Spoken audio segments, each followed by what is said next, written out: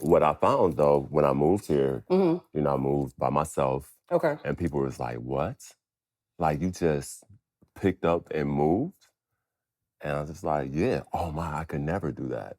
And I'm just like, "How?" Mm. I didn't realize that it was such a thing that people were fearful of leaving where they're from.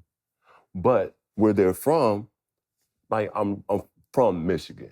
Mm-hmm. And people complain about the snow and the cold and everything else. And it's just like, well, if you don't like it, why don't you move? You can leave. But but they won't. So, so I'm the type that will, I guess, if it moves me, like if it makes sense to me, I'm gonna go in that direction. Mm-hmm. So that's just how I am. If it makes sense, I'll go in that direction. I like that because, and I'm so glad that you even said that because that has to do with what we're talking about today. You know what I find that's interesting is that what's comfortable is always the safest for people. It's Mhm. just always the safest, and I think that a lot of times we kind of miss the opportunity to go be great because where we are is just comfortable. It's safe.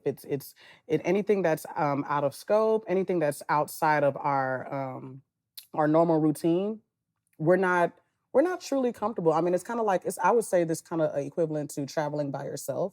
I remember I took my first solo trip in 2019. I went to Barcelona.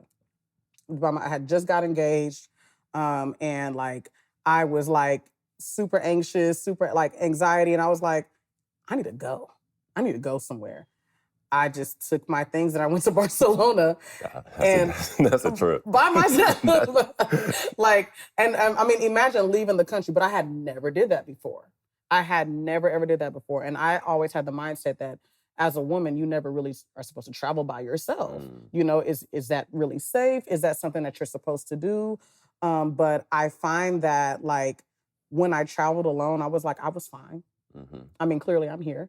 I was fine. I wasn't looking for other tourists, but I mean, I was in environments where I shouldn't feel like somebody's after me. But I think it's a comfort thing.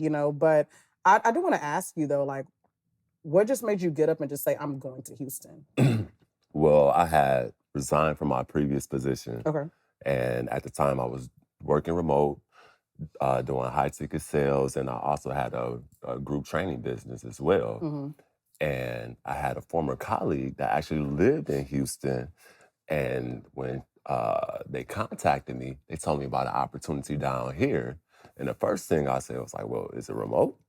Because I'm like, a job. Like, what you mean? In the office. I'm What? like, no. Like, this is how Y'all saw come. what COVID did? Like, this is how come I resigned from my previous job Mm-hmm. because now they want me back outside.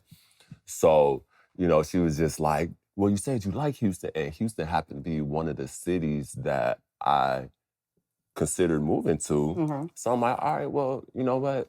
It sounds like if it's really that lucrative, there's an exception to every rule. Right.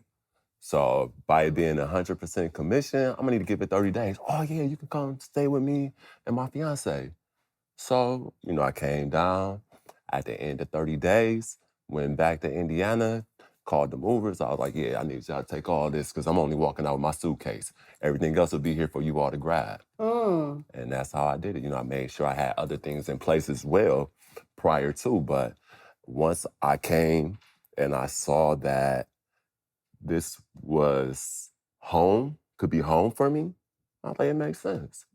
And it was just that simple. Wow.